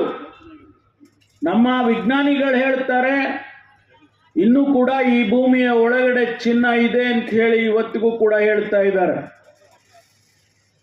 2001ರಲ್ಲಿ ನಿಂತಾಗ್ಯೂ ಕೂಡ ಇನ್ನೂ ಕೂಡ ಈ ಭೂಮಿಯಲ್ಲಿ ಚಿನ್ನ ಇದೆ, ಬಹಳ ಹೆಚ್ಚಿನ ಮಟ್ಟಕ್ಕೆ ಚಿನ್ನ ಇದೆ ಅಂತೇಳಿ ಆಸ್ಟ್ರೇಲಿಯಾದ ತಜ್ಞರು ಬಂದು ಹೇಳಿದ್ದು ನಾನು ಸ್ಮರಿಸ್ಕೊಳ್ತೇನೆ. ಆದ್ರಿಂದ ಇದನ್ನ ಜೀವ ಕೊಟ್ರೆ, ಇಲ್ಲಿ ಮೈನಿಂಗ್ ಮತ್ತೆ ಪ್ರಾರಂಭ ಆದರೆ ಏನೆಲ್ಲ ಆಗ್ಬೋದು ಅನ್ನೋದನ್ನ ತಾವು ಊಹೆ ಮಾಡ್ಕೊಳ್ಳಿ. ಆದರೂ ಕೂಡ ನಮ್ಮ ಸರ್ಕಾರ ಇವತ್ತು ಒಂದು ಹೊಸ ನೀಲಿ ನಕ್ಷೆಯನ್ನ ಈ ಭಾಗಕ್ಕೆ ತಯಾರು ಮಾಡಿದೆ. ಇಡೀ ರಾಜ್ಯದಲ್ಲಿ ಬೆಂಗಳೂರಿಗೆ ಹತ್ತಿರದಲ್ಲಿರ್ತಕ್ಕಂಥ ಜಾಗ, ದೊಡ್ಡ ದೊಡ್ಡ ಇಂಡಸ್ಟ್ರಿಗಳು ಬರಬೇಕಾದ್ರೆ KGF-ನಂತ ಜಾಗ ಬಹಳ ಸೂಕ್ತ ಅನ್ನೋದನ್ನ ಈಗಾಗಲೇ ನಮ್ಮ ಸರ್ಕಾರ ಗುರುತಿಸಿದೆ. ಬಹಳಷ್ಟು ಮುಂದಿನ ದಿನಗಳಲ್ಲಿ ಇಂಡಸ್ಟ್ರಿಗಳು ಬರ್ತವೆ. ನಾನು ಇವತ್ತು ಹೇಳಿರ್ತೀನಿ, ಬಹುಶಃ ಇನ್ನು 10-15 ವರ್ಷಕ್ಕೆ ಅನೇಕ ದೊಡ್ಡ ದೊಡ್ಡ ಕೈಗಾರಿಕೆಗಳು ಈ ಭಾಗದಲ್ಲಿ ಬರ್ತಕ್ಕಂಥ ಸಾಧ್ಯತೆ ಇದೆ. ನಮ್ಮ ಸರ್ಕಾರ ಅದಕ್ಕೆ ಉತ್ತೇಜನವನ್ನು ಕೊಡ್ತೀವಿ ಎನ್ನುವಂತ ಮಾತನ್ನು ಹೇಳೋದಕ್ಕೆ ಬಯಸ್ತೇನೆ. ಬಹುಶಃ ನಿಮಗೆ ಮುಂದೊಂದು ದಿನ ಇಲ್ಲಿ ಒಂದು ಏರ್ ಸ್ಟ್ರಿಪ್ ಮಾಡಬೇಕಾಗ್ತದೆ. ಇಲ್ಲಿ ಪ್ರೈವೇಟ್ ಪ್ಲೇನ್ಗಳು ಬಂದು ಇಲ್ಲಿ ಇಳಿಬೇಕು. ಇಂಡಸ್ಟ್ರಿನವರು ಡೆಲ್ಲಿಯಿಂದ ಇಲ್ಲಿಗೆ ಬರ್ತಾರೆ, ಬೊಂಬಾಯಿಂದ ಬರ್ತಾರೆ, ಬೇರೆ ಬೇರೆ ದೇಶದಿಂದ ಬರ್ತಾರೆ. ಅವರಿಗೆ ಇಲ್ಲೊಂದು ಮಿನಿ ಏರ್ಪೋರ್ಟ್ ಮಾಡ್ತಕ್ಕಂಥ ಸಾಧ್ಯತೆ ಇದೆ ಅಂತೇಳಿ ಇವತ್ತು ನಾನು ನಿಮಗೆ ಭವಿಷ್ಯ ಹೇಳಿರ್ತೇನೆ. ಅದಕ್ಕಾಗಿ ಇವತ್ತು ಈ ಭಾಗ ಬಹಳ ಉತ್ತಮವಾಗಿ ಅಭಿವೃದ್ಧಿ ಆಗೋದಕ್ಕೆ ಸಾಧ್ಯತೆ ಇದೆ. ನಾವು ಸರ್ಕಾರದಲ್ಲಿ, ಅದು ರೂಪಮ್ಮ ಇರ್ಬೋದು, ನಾರಾಯಣ ಸ್ವಾಮಿ ಇರ್ಬೋದು, ನಾನು ಯಾವತ್ತೂ ಕೂಡ ನಿಮ್ಮ ಜೊತೆಯಲ್ಲಿ ಇರ್ತೇನೆ ಎನ್ನುವಂಥ ಮಾತನ್ನು ಈ ಸಂದರ್ಭದಲ್ಲಿ ಹೇಳೋದಕ್ಕೆ ಬಯಸ್ತೇನೆ. ನಿಮ್ಮ ಅಭಿವೃದ್ಧಿಗೆ, ನಿಮ್ಮ ಜನರ ಪ್ರೀತಿ ವಿಶ್ವಾಸವನ್ನು ಗಳಿಸೋದಕ್ಕೆ ನಾವು ನಿಮ್ಮ ಜೊತೆಯಲ್ಲಿ ಸಹಕರಿಸ್ತೇವೆ. ಸರ್ಕಾರದಲ್ಲಿ ಯಾವುದೇ ಕಾರ್ಯಕ್ರಮ ಇಲ್ಲಿಗೆ ಬರುವಾಗ ಅದಕ್ಕೆ ಅನುಮತಿಯನ್ನು ಕೊಡುವಂಥ ಜವಾಬ್ದಾರಿಯಲ್ಲಿ ನಾನು ಇರ್ತೇನೆ ಎನ್ನುವಂಥ ಮಾತನ್ನಷ್ಟೇ ನಿಮಗೆ ಹೇಳೋದಕ್ಕೆ ಬಯಸ್ತೇನೆ. ಸ್ನೇಹಿತರೆ, ನಾನು ಕಳೆದ ಬಾರಿ KGFಗೆ ಬಂದಾಗ ನನಗೆ ಎಲ್ಲೋ ಒಂದು ಕುತೂಹಲ. ಬ್ರಿಟಿಷ್ನವರು ಇಲ್ಲಿ ಇರ್ತಾ ಇದ್ರು. ಈ ಹಳೆಯ ಕಟ್ಟಡಗಳನ್ನೆಲ್ಲ ನೋಡಿದರೆ ಆ ಇತಿಹಾಸದ ಜ್ಞಾಪಕ ಬರುತ್ತೆ, ಇಲ್ಲಿ ನಡೀತಕ್ಕಂಥ ವಿದ್ಯಮಾನಗಳ ಜ್ಞಾಪಕ ಬರುತ್ತೆ. KGF ಬರೀ ಇಷ್ಟೇ ಅಲ್ಲ, KGF ಲಂಡನ್ನಲ್ಲಿ ಕೂಡ ಪ್ರಖ್ಯಾತಿಯನ್ನು ಪಡೆದಿದ್ದನ್ನು ಸ್ಮರಿಸ್ಕೋಬೇಕು. ಯಾಕೆಂದರೆ ಈ ಬ್ರಿಟಿಷ್ನವ್ರಿಗೆ ಚಿನ್ನ ಕಂಡ್ರೆ ಭಾಳ ಇಷ್ಟ ಅಂತ. ಅದಕ್ಕೆ ಅವರು ಕೂಡ KGF ಅನ್ನು ಅಲ್ಲಿ ಕನಿಷ್ಠ ಒಂದು ಅರ್ಧ ಡಜನ್ನು ಜಿಮ್ಖಾನಗಳಲ್ಲಿ KGFನ ಕ್ಲಬ್ಬಿಗೆ ಮೆಂಬರ್ಶಿಪ್ ಅನ್ನು ಕೊಟ್ಟಿದ್ದಾರೆ. ನನಗೆ ಯಾರೋ ಹೇಳಿದರು, ನೀವು KGFನಲ್ಲಿ ಮೆಂಬರ್ಶಿಪ್ ತಗೊಳ್ಳಿ, KGF ಕ್ಲಬ್ಬಲ್ಲಿ ಮೆಂಬರ್ಶಿಪ್ ತಗೊಂಡ್ರೆ ನಿಮಗೆ ಲಂಡನ್ ಜಿಮ್ಖಾನದಲ್ಲಿ ನೀವು ಆ ಫೆಸಿಲಿಟೀಸ್ ಉಪಯೋಗ ಮಾಡಬಾರ್ದು ಅಂತ. ನಾನು ಇಲ್ಲಿ ಬಂದು ಲಂಡನ್ನಿಗೆ ಹೋಗೋಣ ಅಂದ್ಕೊಂಡು ಇಲ್ಲಿ ಬಂದು ಮೆಂಬರ್ ಆದೆ. KGF ಕ್ಲಬ್ ಅಂತ ಇದೆ ಅಲ್ವಾ, ಅದರಲ್ಲಿ ಮೆಂಬರ್ ಮಾಡಿಕೊಂಡು ಲಂಡನ್ನಿಗೆ ಹೋಗೋಣ ಅಂದ್ರೆ ಅದೇನು ಯಶಸ್ವಿನೇ ಆಗಲಿಲ್ಲ. ಯಾಕೋ ಅಂತ ಒಳ್ಳೆಯ ನಿಮಗಿರ್ತಕ್ಕಂಥ ಅವಕಾಶಗಳು ಇವತ್ತು ಆ ಸಂದರ್ಭದಲ್ಲಿ ಬಂದಾಗ 100 years ಮೇಲೆ ಇರ್ತಕ್ಕಂಥ ಒಂದು ಪೊಲೀಸ್ ಸ್ಟೇಷನ್ ನೋಡಬೇಕು ಅಂತೇಳಿ ನಾನು ಅಂದ್ಕೊಂಡೆ. ಆಗ ನಾನು ಕರ್ಕೊಂಡು ಹೋದ್ರು. ಅಲ್ಲಿ ಯಾವುದೋ ಹೆಸರು ಮರೆತುಬಿಟ್ಟಿದೆ, ಮುರುಗಂಪೇಟ್ಗೆ ಹೋಗಿ ಅಲ್ಲಿ ಹಳೇ ಪೊಲೀಸ್ ಸ್ಟೇಷನ್ ಅನ್ನು ನೋಡಿದೆ. ಅಲ್ಲಿ ಹೋಗಿ ನೋಡಿದ ಮೇಲೆ ನನಗೆ ಅಷ್ಟರಲ್ಲಿ ಆಗಲೇ ನನಗೆ ಕೇಂದ್ರ ಸರ್ಕಾರದಿಂದ ನಮಗೆ ಅನುಮತಿ ಬಂದಿತ್ತು, 2 ರಿಸರ್ವ್ ಬೆಟಾಲಿಯನ್ ಕೊಡ್ತೇವೆ ಅಂತ. ನಾನು ಅಲ್ಲಿ ನನ್ನ ತಲೆಗೆ ಬಂತು, ಯಾಕೆ ನಾನು KGFಗೆ ಬೇಕಾದಷ್ಟು ಜಮೀನಿದೆ, ಇಲ್ಲಿ ಒಂದು ಮಾಡ್ಬೋದಲ್ಲ ಅಂತ ಹೇಳಿ. ನಮಗೆ ಬೆಂಗಳೂರಿಗೂ ಹತ್ರ ಇರ್ತದೆ, ಅದಕ್ಕೋಸ್ಕರ ಬೆಂಗಳೂರಿಗೂ ಉಪಯೋಗಿಸ್ಬೋದು ಮತ್ತು ಈ ಭಾಗಕ್ಕೂ ಕೂಡ ಉಪಯೋಗ ಆಗುತ್ತೆ ಅಂಥೇಳಿ ರೂಪಮ್ಮ ಅವ್ರನ್ನ ಕೇಳಿದೆ, ಒಂದು 100 acres ಜಮೀನು ಕೊಡ್ತೀಯಮ್ಮ ಅಂತ. ಅವ್ರು ಯಾಕೆ ಅಂತ ಕೇಳಲಿಲ್ಲ, ಏನೋ ಇರ್ಬೋದೇನೋ ನನ್ನ ಸ್ವಂತಕ್ಕೆ ತಗೊಳಕ್ಕೆ ಇರಬಹುದೇನೋ ಅಂದ್ಕೊಂಡ್ರೆ. ನಾವು ನಮ್ಮೂರಲ್ಲಿರೋ ಜಮೀನೇ ಸಾಕಮ್ಮ ನನಗೆ. ಆಗ ಅವ್ರು ಹೇಳಿದ್ರು, ಇಲ್ಲ ನಾ ಕೊಡಿಸ್ತೀನಿ ಅಂತೇಳಿ ಅವರು ನನಗೆ ಒಂದು ಗ್ರೀನ್ ಸಿಗ್ನಲ್ ಥರ ಕೊಟ್ಟರು. ನಾರಾಯಣ ಸ್ವಾಮಿನ ಕೇಳಿದೆ, ನಾರಾಯಣ ಸ್ವಾಮಿ ಇವರಿಬ್ಬರದು ಬಾರ್ಡ್ರ್ ಅಲ್ಲ, ಅದಕ್ಕೆ ಇಬ್ಬರು ಬಾರ್ಡ್ರ್ ಇರಲಿ ಅಂತೇಳಿ ಈ 100 ಎಕರೆ ಜಮೀನನ್ನು ಗುರುತಿಸಿ ಒಂದು ರಿಸರ್ವ್ ಬೆಟಾಲಿಯನ್ ಇಲ್ಲಿಗೆ ಮಂಜೂರು ಮಾಡಿದ್ದೇನೆ. ಸುಮಾರು 530 ಕೋಟಿ ರೂಪಾಯಿ ಇಲ್ಲಿಗೆ ಹಾಕ್ತೀವಿ. ಒಂದಲ್ಲ ಎರಡಲ್ಲ, ಲಾಟ್ರಿ ಹೊಡೆದಂಗಿದ್ವಿ ಇವರಿಬ್ಬರಿಗೂ. ಅಂದ್ರೆ ಅವರಿಗೇನು ಸಿಗೋದಿಲ್ಲ ಬಿಡಿ. 530 ಕೋಟಿ ರೂಪಾಯಿ ಇಲ್ಲಿ ಖರ್ಚು ಮಾಡ್ತೇವೆ. ಈಗ 30 ಕೋಟಿ ರೂಪಾಯಿಗೆ ಅಡಿಗಲ್ ಹಾಕಿದ್ದೇವೆ. ನಮ್ಮ MD ಅವ್ರಿಗೆ ಕೇಳಿದೆ, 8 ದಿವಸದಲ್ಲಿ ಕೆಲಸ ಸ್ಟಾರ್ಟ್ ಮಾಡ್ತೀರಿ ಅಂತ. ಯಾಕೆಂದ್ರೆ ನನಗೆ ಸ್ವಲ್ಪ ಈ ಕಟ್ಟಡ ಕಟ್ಟೋದ್ರ ಬಗ್ಗೆ ಅನುಭವ ಇದೆ, ಕಾಂಟ್ರಾಕ್ಟರ್ ಅಲ್ಲ ನಾನು. ಆದರೆ ಅನುಭವ ಯಾಕಿದೆ ಅಂದರೆ ನಮ್ಮ ಕಾಲೇಜಿನಲ್ಲಿ ಕಟ್ಟಡಗಳು ಕಟ್ಟಿಸ್ತಾ ಇರ್ತೀವಿ ಆಗಾಗಿ. ನಾನು ಅವ್ರಿಗೆ ಹೇಳಿದೆ, ಇವಾಗ ಅಡಿಗಲ್ಲಿ ಹಾಕಿದ್ದೀನಪ್ಪ, ಇನ್ನು ಎಷ್ಟು ದಿವಸದಲ್ಲಿ ಮುಗಿಸ್ತೀರಾ ಅಂತ. ಇಂಥ ಪ್ರಶ್ನೆಗಳು ಕೇಳೋದಿಲ್ಲ ಅವರಿಗೆ. ಯಾಕೆಂದ್ರೆ ಅವ್ರು ಹೇಳಿದ್ರು, ಸರ್ ಈಗ ತಾನೇ ಟೆಂಡರ್ ಕರೆದ್ಬಿಟ್ಟಿದ್ದೀವಿ ಆಗಲೇ, ಇನ್ನು 15 ದಿವಸಕ್ಕೆ ಟೆಂಡರು ಪ್ರಕ್ರಿಯೆ ಮುಗಿಯುತ್ತೆ, ಇನ್ನು 1 ತಿಂಗಳೊಳಗಾಗಿ ಇಲ್ಲಿ ಕೆಲಸ ಪ್ರಾರಂಭ ಆಗಬೇಕು. ಅದನ್ನ ನಾನು ಈಗಾಗಲೇ ಸೂಚನೆಯನ್ನ ಕೊಟ್ಟಿದ್ದೇನೆ, ಅವರು ಒಪ್ಕೊಂಡಿದ್ದಾರೆ. 11 ತಿಂಗಳಲ್ಲಿ ಫಸ್ಟ್ ಫೇಸ್ 30 ಕೋಟಿ ರೂಪಾಯಿ ಕೆಲಸ ಮುಗಿಯುತ್ತೆ. ನಿಮಗೆ 1,000 ಜನ ಅವರ ಕುಟುಂಬಗಳು ಇರ್ತವೆ, ಮತ್ತು ಯಾರು ಮದುವೆ ಆಗಿಲ್ಲ, ಮಕ್ಕಳಿಲ್ಲ, ಅವರು ಕೂಡ ಇರ್ತಾರೆ. ಯಾಕೆಂದ್ರೆ ನಮ್ಮ ಇಲಾಖೆಯಲ್ಲಿ ಸ್ವಲ್ಪ ನಿಧಾನವಾಗಿ ಮದುವೆ ಆಗ್ತಾರೆ ಪೊಲೀಸ್ನವ್ರು, ಅಲ್ವೇನಪ್ಪ? ನಾವು ಈಗ ಅವರಿಗೆ ಕೂಡ ಕ್ವಾರ್ಟರ್ಸ್ ಕಟ್ಟಿ ಇಲ್ಲಿ 1,000 ಪೊಲೀಸ್ನವರು ಇಲ್ಲಿ ಟ್ರೈನಿಂಗ್ ಪಡ್ಕೊಂಡು ಇಲ್ಲಿ ಇರ್ತಾರೆ. ಅದಕ್ಕಾಗಿ ಬಹಳ ಸಂತೋಷದಿಂದ ನಾನು ಈ ಒಂದು ಅಡಿಗಲ್ಲನ್ನು ಹಾಕಿದ್ದೇನೆ ಅಂತೇಳಿ ನಾನು ಈ ಸಂದರ್ಭದಲ್ಲಿ ಹೇಳೋದಕ್ಕೆ ಬಯಸ್ತೇನೆ. ಪೊಲೀಸ್ ಇಲಾಖೆಯಲ್ಲಿ ನಾರಾಯಣ ಸ್ವಾಮಿ ಅವರು ಹೇಳಿದಾಗೆ ಇದು 3ನೇ ಬಾರಿ ಪೊಲೀಸ್ ಮಂತ್ರಿ ನಾನು. ಅದು ಯಾಕೆ ನನಗೆ ಕೊಡ್ತಾರೋ ಗೊತ್ತಿಲ್ಲ. ನನಗೆ ಹೋಗಿ ಹೇಳಿ ಕೇಳಿ ನಾನು ಜೋರಾಗಿ ಮಾತಾಡೋದಿಲ್ಲ, ಬಹಳ ಮೆಲ್ಲಗೆ ಮಾತಾಡ್ತೀನಿ ಅಂತ ಎಲ್ಲ ಹೇಳ್ತಾರೆ. ಆದರೆ ಪೊಲೀಸ್ ಇಲಾಖೆ ಮಾತ್ರ ನನಗೆ ಕೊಡ್ತಾರೆ. ಆದರೂ ನನ್ನ ಇರ್ತಕ್ಕಂಥ ಒಂದಿಷ್ಟು ನಾಲೆಡ್ಜ್ನಲ್ಲಿ 3 ಬಾರಿ ಪೊಲೀಸ್ ಇಲಾಖೆಯನ್ನು ಸಮರ್ಥವಾಗಿ ನಡೆಸಿದ್ದೇನೆ ಅಂತೇಳಿ ಅವ್ರು ಯಾರು ನನ್ನನ್ನು ಅಸಮರ್ಥ ಮಂತ್ರಿ ಅಂತ ಹೇಳ್ತಾರಲ್ಲ ಅವ್ರಿಗೆ ಸಂದೇಶ ಕೊಡ್ತಾ ಇದ್ದೀನಿ. ಅವನಿಗೆ ಗಂಧ ಗೊತ್ತಿಲ್ಲ, ಗಾಳಿ ಗೊತ್ತಿಲ್ಲ. ಏನಾದರೂ ಒಂದು ಮರ್ಡರ್ ಆದ್ರೆ ಪರಮೇಶ್ವರ ಅಸಮರ್ಥ.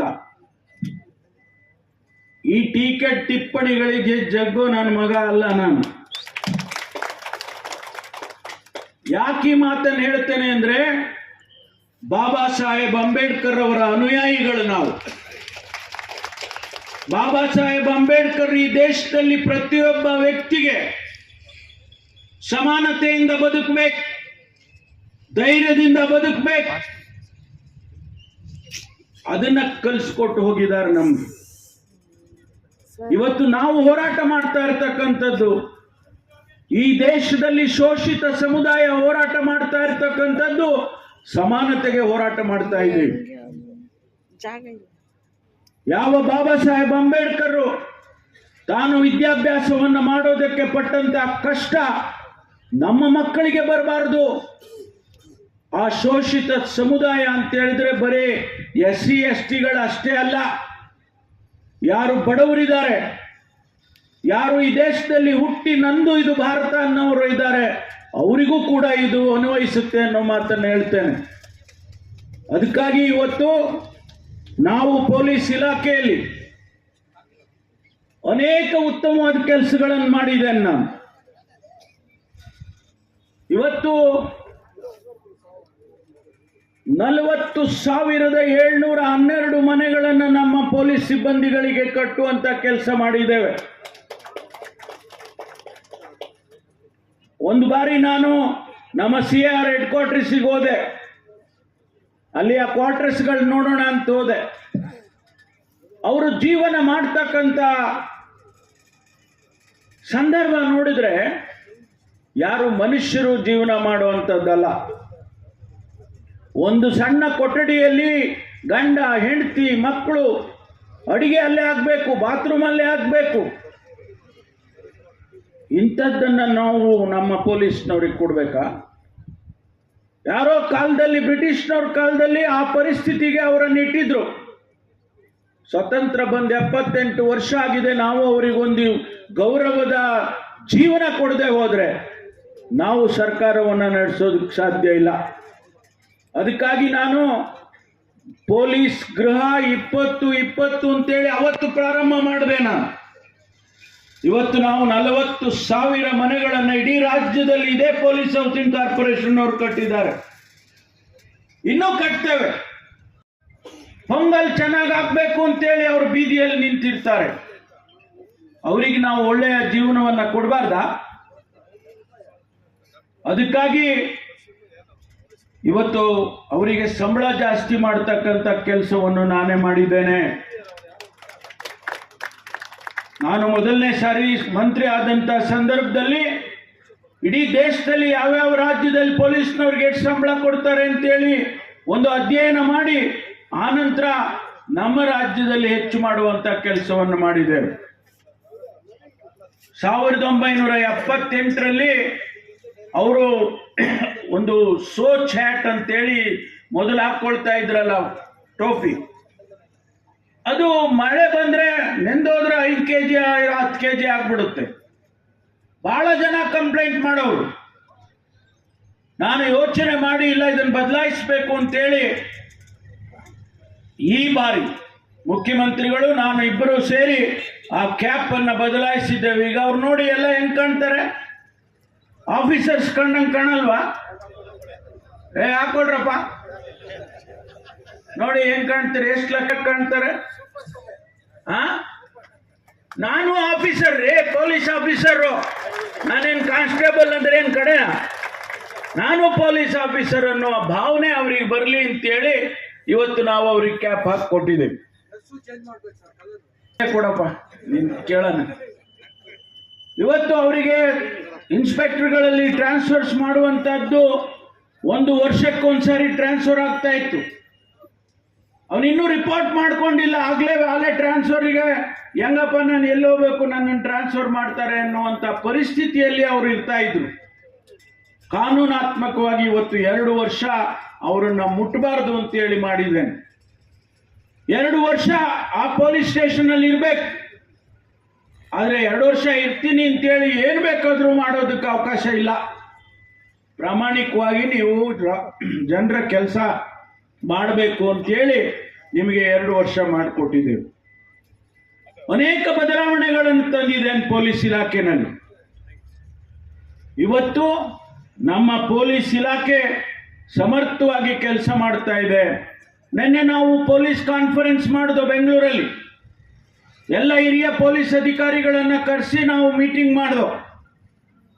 ಅಲ್ಲಿ ಇಡೀ ದೇಶದಲ್ಲಿ ನ್ಯಾಯವನ್ನು ಒದಗಿಸುವಂತ ದೃಷ್ಟಿಯಲ್ಲಿ ಕರ್ನಾಟಕ ನಂಬರ್ 1 ಇಡೀ ದೇಶದಲ್ಲಿ. ಅದು ಸುಮ್ಮನೆ ಬಂದ್ಬಿಡುತ್ತಾ? ಅವ್ರು ಕೆಲಸ ಮಾಡಿದ್ರೆಲ್ಲ ಬರೋದು.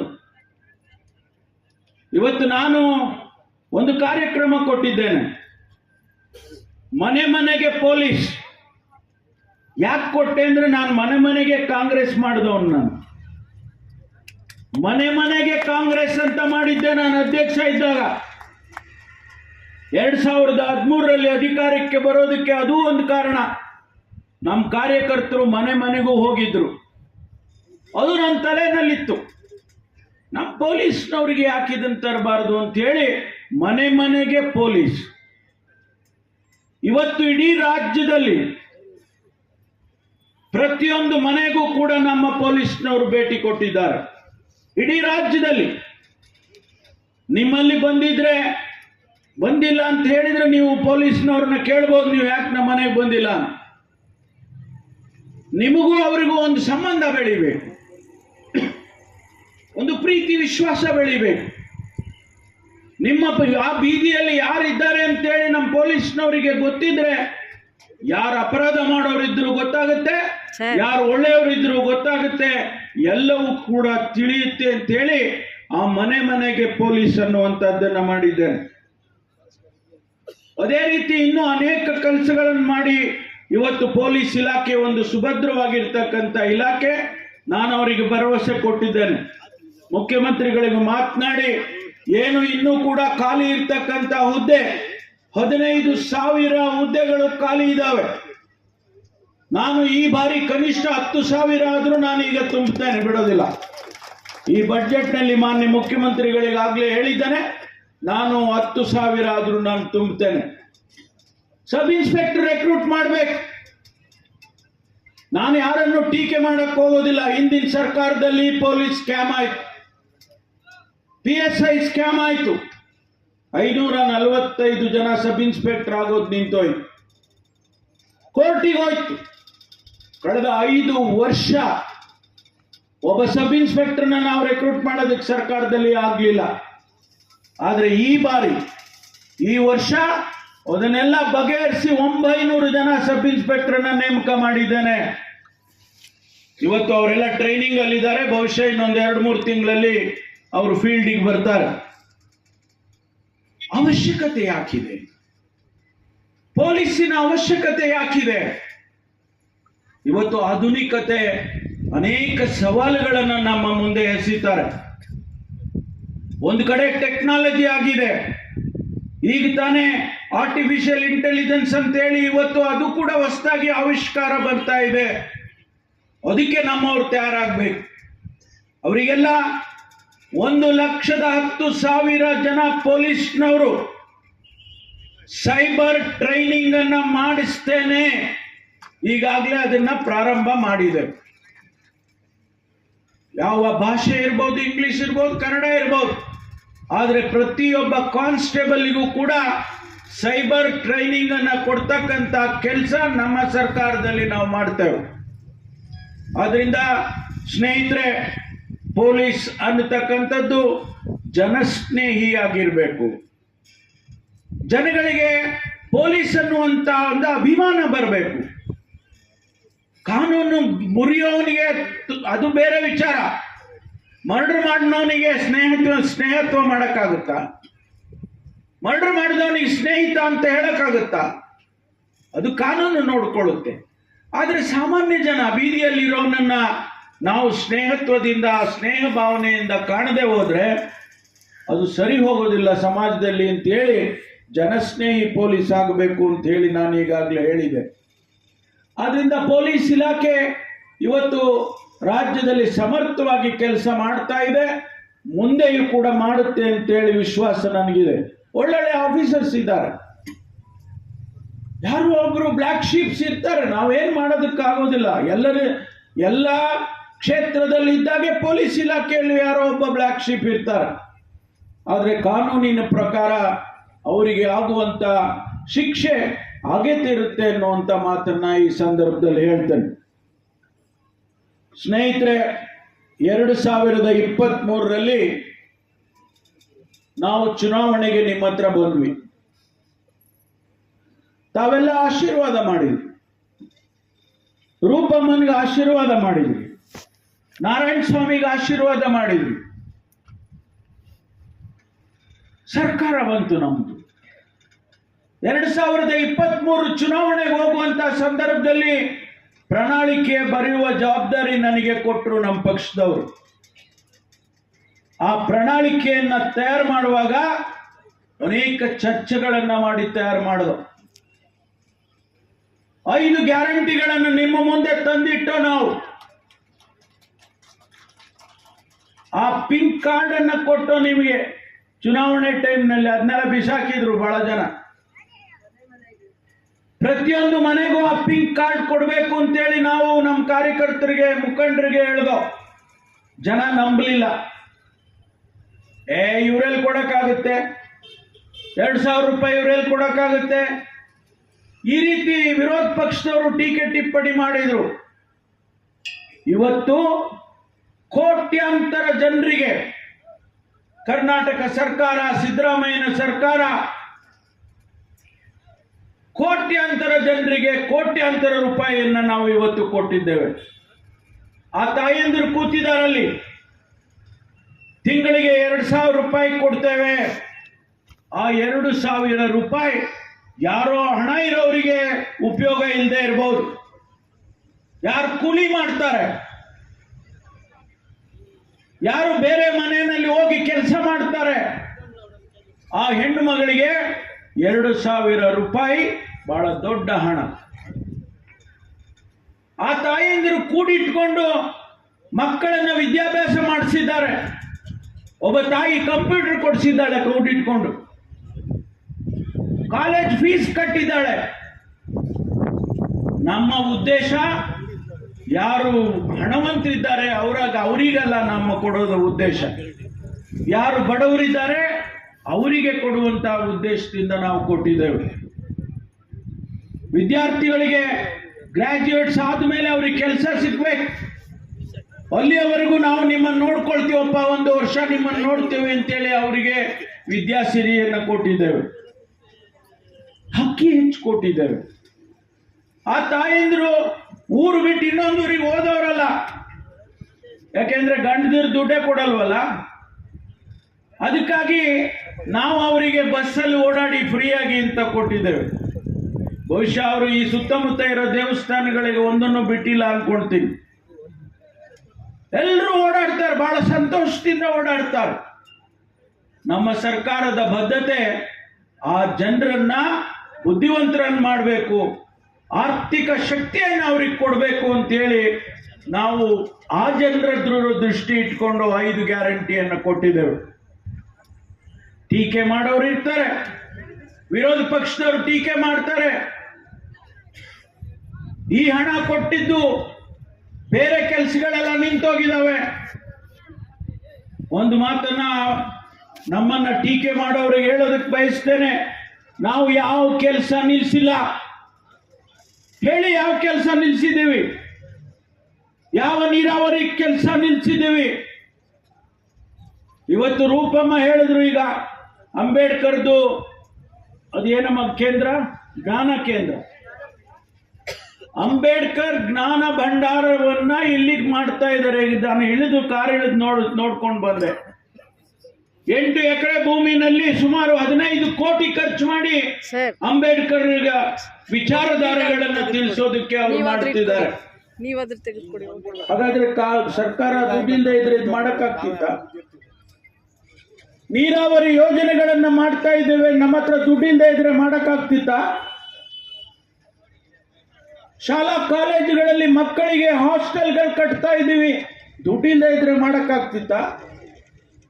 ಅದಕ್ಕಾಗಿ ಇವತ್ತು ಅವರಿಗೆ ಹೇಳೋದಕ್ಕೆ ಬಯಸ್ತೇನೆ, ನಾವು ಸದೃಢವಾಗಿದ್ದೇವೆ, ಆರ್ಥಿಕವಾಗಿ ಸದೃಢವಾಗಿದ್ದೇವೆ. ಮುಂದಿನ ತಿಂಗಳು ಮಾನ್ಯ ಸಿದ್ದರಾಮಯ್ಯನವರು ಬಜೆಟ್ ಅನ್ನ ಮಂಡನೆಯನ್ನ ಮಾಡೋರಿದ್ದಾರೆ. ಹೋದ ಬಾರಿ 4,09,000 ಕೋಟಿ ರೂಪಾಯಿ ಬಜೆಟ್ ಅನ್ನ ಮಂಡನೆ ಮಾಡಿದ್ರು. ಈ ಬಾರಿ ಇನ್ನೂ ಹೆಚ್ಚು ಲಕ್ಷ ಕೋಟಿಯನ್ನ ಮಂಡನೆಯನ್ನ ಮಾಡ್ತಾರೆ ಮಾನ್ಯ ಸಿದ್ದರಾಮಯ್ಯನವರು. ಹಾಗಾಗಿ ಇವತ್ತು ನಾವು ಕರ್ನಾಟಕದಲ್ಲಿ ಜನರಿಗೆ ಏನು ಮಾತು ಕೊಟ್ಟಿದ್ದೋ, ಚುನಾವಣೆಯ ಸಂದರ್ಭದಲ್ಲಿ ಏನು ನಾವು ಭರವಸೆ ಕೊಟ್ಟಿದ್ದೋ, ಅದೆಲ್ಲವನ್ನು ಕೂಡ ಈಡೇರಿಸತಕ್ಕಂತ ಕೆಲಸವನ್ನ ಮಾಡಿದ್ದೇವೆ, ಮಾಡ್ತೇವೆ. ಬಹುಶಃ 500ಕ್ಕೂ ಹೆಚ್ಚು ಭರವಸೆಗಳನ್ನು ಕೊಟ್ಟಿದ್ದೇವೆ ನಾವು. ಅಷ್ಟನ್ನೂ ಕೂಡ ನಮ್ಮ ಸಮಯ ಮುಗಿಯೋದ್ರೊಳಗಾಗಿ ನಾವು ಖಂಡಿತವಾಗಿ ಅನುಷ್ಠಾನ ಮಾಡ್ತೇವೆ ಎನ್ನುವಂತ ಮಾತನ್ನ ಈ ಸಂದರ್ಭದಲ್ಲಿ ನಾನು ಹೇಳೋದಕ್ಕೆ ಬಯಸ್ತೇನೆ. ಸ್ನೇಹಿತರೆ, ತಾವೆಲ್ಲ KGF ಜನ ಬಹಳ ಬಂಗಾರದಂತವ್ರು, ಅದಕ್ಕೂ ಚಪ್ಪಾಳೆ ಹೊಡಿಯಲ್ವಾ? ಅಲ್ಲ ಕಣ್ರಿ, ನಿಮ್ಮನ್ನು ಬಂಗಾರ ಅಂದ್ರೂ ಹೊಡೆಯೋದಿಲ್ಲ ಅಂದ್ರೆ ಹೆಂಗ್ ಮಾಡೋದು? ಏನಮ್ಮ ಬಂಗಾರ ಅಂದ್ರು ಏನು ಚಪ್ಪಾಳೆ ಹೊಡಿದೆ ಇದ್ರೆ ಹೆಂಗೆ? ಆದ್ರಿಂದ ತಮಗೆಲ್ಲ ಒಳ್ಳೇದಾಗ್ಲಿ. ಈ ಕ್ಷೇತ್ರ, ಈ ಭಾಗ ಬಹಳ ದೊಡ್ಡ ಪ್ರಮಾಣದಲ್ಲಿ ಮುಂದಿನ ದಿನಗಳಲ್ಲಿ ಅಭಿವೃದ್ಧಿ ಆಗುತ್ತೆ. ಅದರ ನಿರೀಕ್ಷೆಯನ್ನ ತಾವು ಮಾಡಬೇಕು. ನಾನು ರೂಪಮ್ಮ, ನೀವು ಆ ಕಡೆ ಹೋದ್ರೆ ಹೇಳಿದೆ, ನಾನು ಇನ್ನು 10 ವರ್ಷದಲ್ಲಿ ಈ ಭಾಗ ಎಷ್ಟು ದೊಡ್ಡದಾಗುತ್ತೆ ಅಂದ್ರೆ ಇಲ್ಲಿಗೆ ಒಂದು ಏರ್ಪೋರ್ಟ್ ಬೇಕಾಗುತ್ತೆ. ಈಗಲೇ ನೀವು ಅದಕ್ಕೆ ಅರ್ಜಿ ಹಾಕಿ, ಇಬ್ರು ಸೇರ್ಕೊಂಡು ಅರ್ಜಿ ಹಾಕ್ಲೇಬೇಕು. ಮತ್ತು ನೀವಿಬ್ರು ಜೊತೆನಲ್ಲಿ ಕೆಲಸ ಮಾಡ್ಬೇಕು. ಇಬ್ರು ಒಟ್ಟಿಗೆ ಒಂದು ಕೈ ಅನ್ನೋ ತರ ಕೆಲಸ ಮಾಡಿ ಈ ಭಾಗದ ಜನರಿಗೆ ಸುಭಿಕ್ಷತೆ ತಂದು ಅಭಿವೃದ್ಧಿಯನ್ನ ತರಬೇಕು ಅಂತೇಳಿ ನಾನು ಈ ಸಂದರ್ಭದಲ್ಲಿ ಹೇಳಿ ಬಹಳ ವಿಚಾರಗಳನ್ನು ತಮ್ಮ ಮುಂದೆ ಇಟ್ಟಿದ್ದೇನೆ. ಈ ಕೆಲಸ ಬಹಳ ತ್ವರಿತವಾಗಿ ಆಗಲಿ ಇಲ್ಲಿ, ಮತ್ತು 1000 ಜನ ಪೊಲೀಸ್ನವರು ನಿಮ್ಮ ಮಧ್ಯೆ ಇರಲಿ ಹಾಗೆ ಅಂತೇಳಿ ನಾನು ಹಾರೈಸಿ, ನನಗೆ ಅವಕಾಶ ಕೊಟ್ಟಿದ್ದಕ್ಕಾಗಿ. ನಾರಾಯಣ ಸ್ವಾಮಿ ಅವರು ಹುಷಾರಿಲ್ಲ ಅಂದ್ರು. ಹೌದು, ಸ್ವಲ್ಪ ಹುಷಾರಿರಲಿಲ್ಲ. ನಿನ್ನೆ ನಾನು ಸಾಯಂಕಾಲ ಬರೋದಕ್ಕೆ ಸ್ವಲ್ಪ ಡೌಟ್ ಮಾಡ್ಕೊಂಡಿದ್ದೆ ನಾನೇ. ಆಮೇಲೆ ಬೆಳಿಗ್ಗೆ ಎದ್ದಿಲ್ಲ, ಹೋಗ್ಬಿಡೋಣ ಏನಾಗ್ಬಿಡ್ಲಿ ಅಂತ ಹೇಳಿ ಬಂದು ಈ ಕಾರ್ಯಕ್ರಮದಲ್ಲಿ ಭಾಗವಹಿಸಿದ್ದೇನೆ. ನನಗೆ ಸಿಕ್ಕಿದ್ದಕ್ಕಾಗಿ ತಮಗೆ ನಮಸ್ಕಾರಗಳನ್ನು ಹೇಳಿ ಮತ್ತು ಮುಂದೆ ಇದೇ ರೀತಿ ಕಾರ್ಯಕ್ರಮಗಳು ಹೆಚ್ಚೆಚ್ಚಾಗಲಿ ಅಂತೇಳಿ ಆಶಿಸ್ತಾ ನನ್ನ ಮಾತು ಮುಗಿಸ್ತೇನೆ. ಜೈ ಹಿಂದ್, ಜೈ ಕರ್ನಾಟಕ.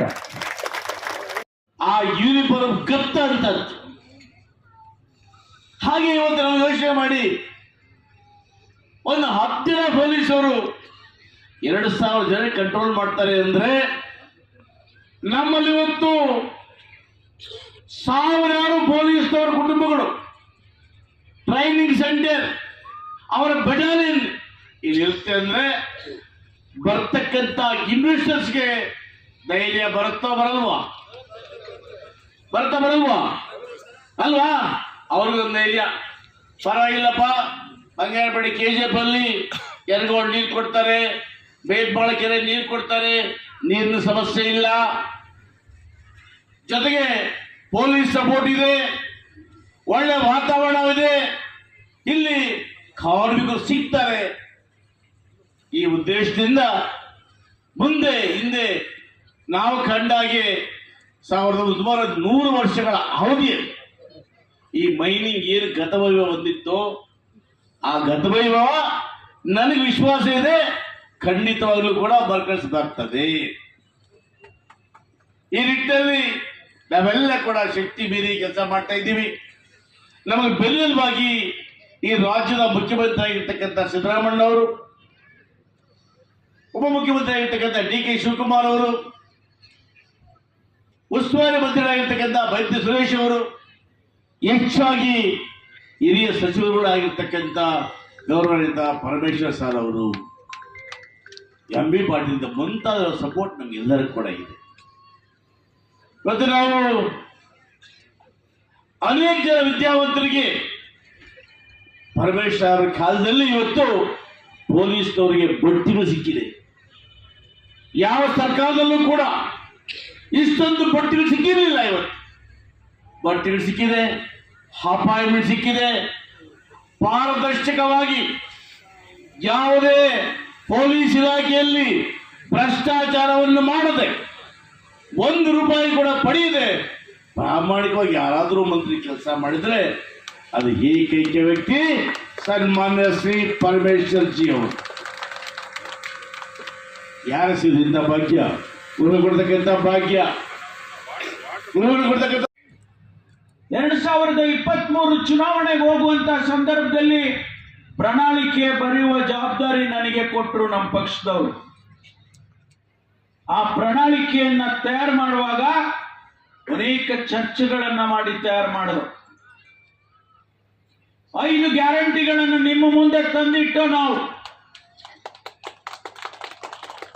ಆ ಪಿಂಕ್ ಕಾರ್ಡ್ ಅನ್ನು ಕೊಟ್ಟು ನಿಮಗೆ ಚುನಾವಣೆ ಟೈಮ್ನಲ್ಲಿ ಅದನ್ನೆಲ್ಲ ಬಿಸಾಕಿದ್ರು ಬಹಳ ಜನ. ಪ್ರತಿಯೊಂದು ಮನೆಗೂ ಆ ಪಿಂಕ್ ಕಾರ್ಡ್ ಕೊಡಬೇಕು ಅಂತೇಳಿ ನಾವು ನಮ್ಮ ಕಾರ್ಯಕರ್ತರಿಗೆ, ಮುಖಂಡರಿಗೆ ಹೇಳಿದೋ. ಜನ ನಂಬಲಿಲ್ಲ. ಇವ್ರಲ್ಲಿ ಕೊಡಕ್ಕಾಗುತ್ತೆ, 2,000 ರೂಪಾಯಿ ಇವ್ರಲ್ಲಿ ಕೊಡಕ್ಕಾಗುತ್ತೆ, ಈ ರೀತಿ ವಿರೋಧ ಪಕ್ಷದವರು ಟೀಕೆ ಟಿಪ್ಪಣಿ ಮಾಡಿದ್ರು. ಇವತ್ತು ಕೋಟ್ಯಾಂತರ ಜನರಿಗೆ ಕರ್ನಾಟಕ ಸರ್ಕಾರ, ಸಿದ್ದರಾಮಯ್ಯನ ಸರ್ಕಾರ ಕೋಟ್ಯಾಂತರ ಜನರಿಗೆ